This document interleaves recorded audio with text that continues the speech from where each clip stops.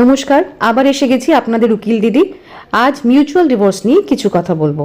অনেকেই mutual divorce নিয়ে জানতে চেয়েছিলেন, আজকে সেই নিয়ে একটি ভিডিও করছি।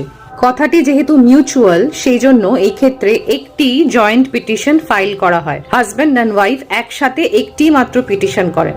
যা যা টার্মস অ্যান্ড কন্ডিশন হবে দুজনকেই সহমত হতে হবে তার জন্য।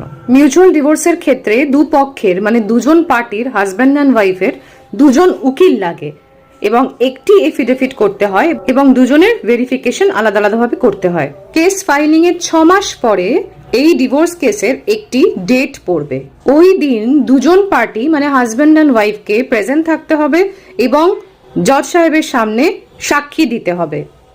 অ্যাপ্লিকেশনের মধ্যে যা যা টার্মস অ্যান্ড কন্ডিশন আছে সেই নিয়ে তাদেরকে কোয়েশ্চেন করা হতে পারে। সবকিছু স্যাটিসফ্যাক্টরি হলে যার যদি ফিল করেন তারপরেই কিন্তু মিউচুয়াল ডিভোর্সের ডিক্রি পাওয়া যাবে।